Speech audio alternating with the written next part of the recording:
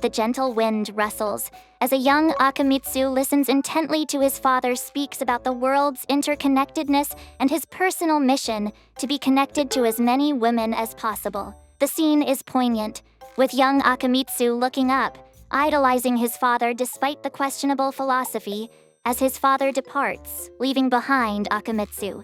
Fast forward to adult Akimitsu, determined and with a sense of purpose. Whether studying diligently for his civil servant exams or efficiently running the convenience store, he stands as a beacon of self-restraint. He even turns down his friends' invites to mixers. Walking home under the city lights, he reflects on his past, promising himself that he'll never end up like his father. The usual serenity walk is interrupted by a bale of rice barreling down towards him. Just as it knocks him off his feet, Yuzuki, a vision of innocence and beauty, rushes over, her apologetic words echoing amidst his sudden whirlwind of emotions.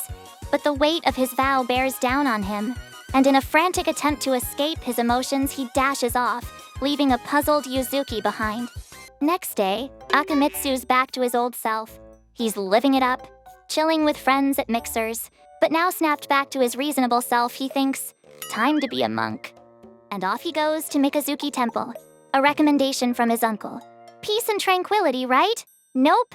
First person he bumps into, Yuzuki. And she's in an, revealing state. And all his monk resolutions? Straight out the window. And without missing a beat, he's asking her to marry him. As Yuzuki and Akemitsu sip tea in the temple, Yuzuki tries to start a conversation, under the impression that Akemitsu is her arranged marriage partner.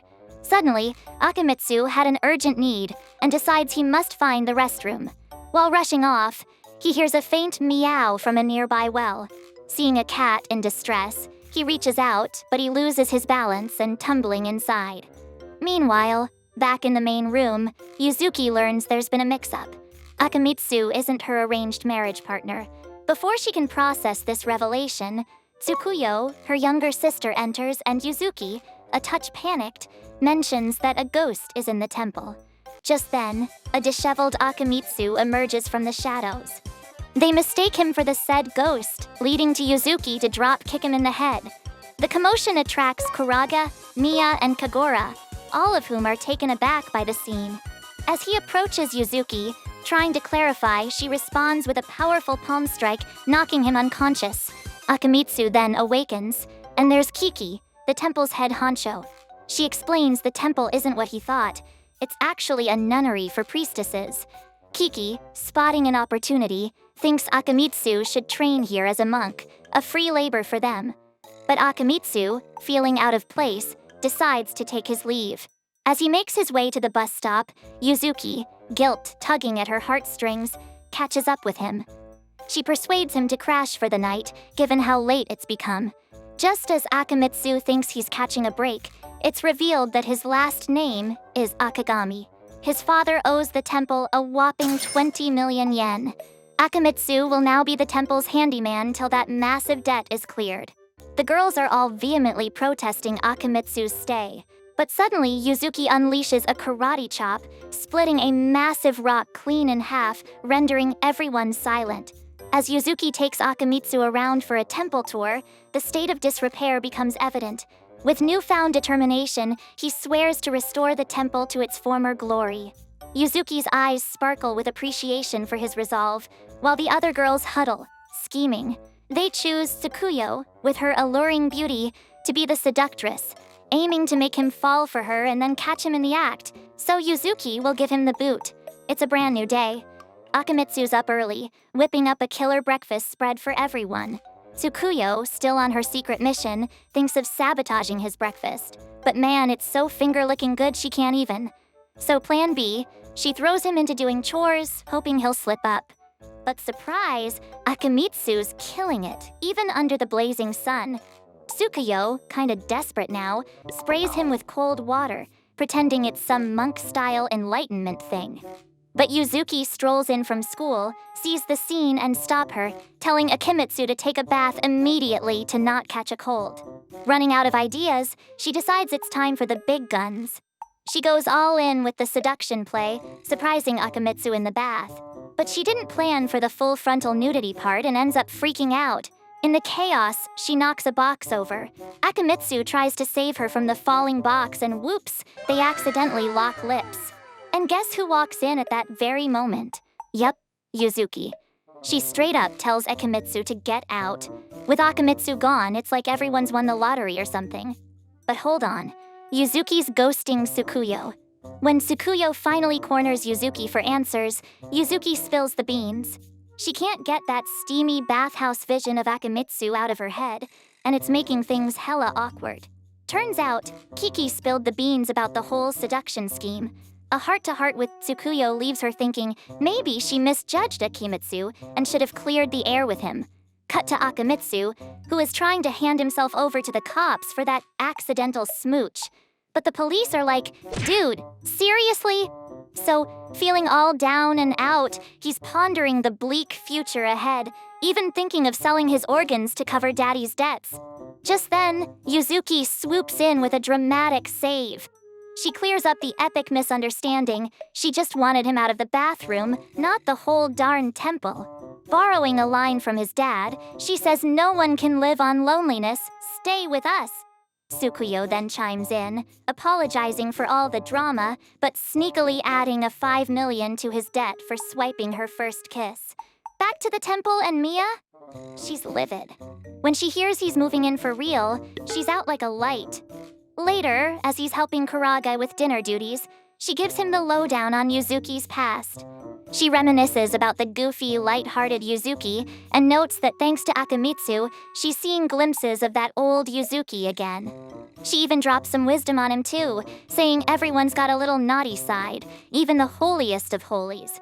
For a cheeky finale, she pranks Akemitsu into walking in on Yuzuki and Tsukuyo fresh out of the shower. Cue a classic anime beatdown.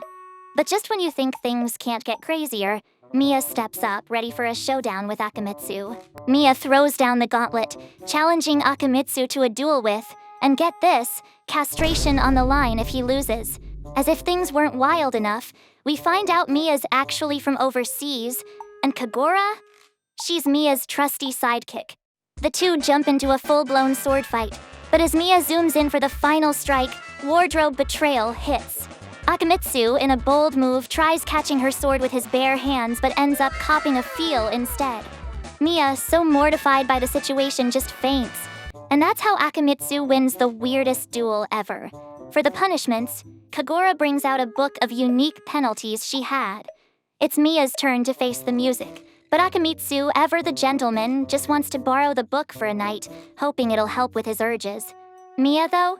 She jumps to some wild conclusions and thinks he's asking for a one-night stand. Girl panics big time and bolts. Fast forward to nighttime. Akimitsu's chilling in his room when in waltzes Mia, all geared up for their supposed one-night rendezvous. Akimitsu is like, is this some crazy dream? Things escalate when he spots Kagura filming the whole scene. Quick on the uptake, Akimitsu sets the record straight. He just wanted the darn book. The realization hits Mia, and she's super embarrassed that she dashes out. Wanting to stir up even more drama, Kagura tricked Akemitsu into the storeroom with Mia. Sensing it's getting cold, Akemitsu tries to covering Mia with a blanket to keep her from catching cold. But then, Mia, in pure panic mode, blurts out for him to back off before she gets, well, all flustered. Turns out, Mia's family has this wild curse of lechery. Her mom's out here dating buff dudes left and right. Mia reveals that her school days were a mess because she'd just blabber about all these adult topics, making everyone think she's a total oddball. The only exception? Kagura, her saving grace. Mia had hoped coming to an all-female temple would keep those wild thoughts at bay. But lo and behold, enter Akemitsu. He is a walking temptation for her. Realizing they're in the same boat, they decide to team up. They're gonna use Kagura's book to help them fight off those steamy thoughts and, in the process, strike up a pretty cool friendship. Cue the next morning. Yuzuki's passing by the storeroom when she hears some ruckus. She sneaks a peek inside and it's Mia and Akemitsu tangled up in a game of color twister. The scene's enough to leave her baffled. As if the day wasn't strange enough, Kiki drops another bombshell. Yuzuki's got a rescheduled marriage meeting. But here's the kicker. The temple's fate hangs in the balance. Without a head priest, it's game over. Akemitsu, being the champ he is, steps up, and they race against time to get her to the meeting. In classic anime fashion, a mix-up has them hopping into the back of a truck thinking it's a bus. Trapped and feeling defeated, Yuzuki gets all emotional, saying sorry for letting them down. Akemitsu, always the optimist, hatches a plan. He suggests Yuzuki uses their makeshift privacy to change into her yukata. Then, they'll bust out of there, commandeer the truck, and drive it straight to the meeting.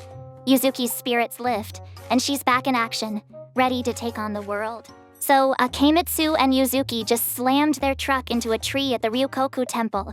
But hey, at least they're on time. While Yuzuki's getting acquainted with her potential husband-to-be, Kijo, Akemitsu finds himself in a pickle. A priestess mistakes him for one of their monks and drags him inside the temple. Poor Yuzuki's trying to have a serious conversation with Kijo, but it's impossible to concentrate with Akemitsu's unintentional comedic escapades in the background.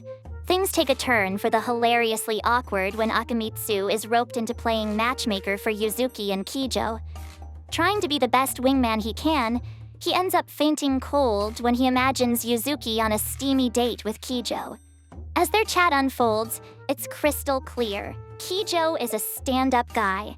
He's so genuine that Yuzuki feels a twinge of guilt and spills the beans. She admits her grand plan was to bamboozle Kijo into becoming her fiancé and temple head priest, then ditch him once she snagged the head priestess title.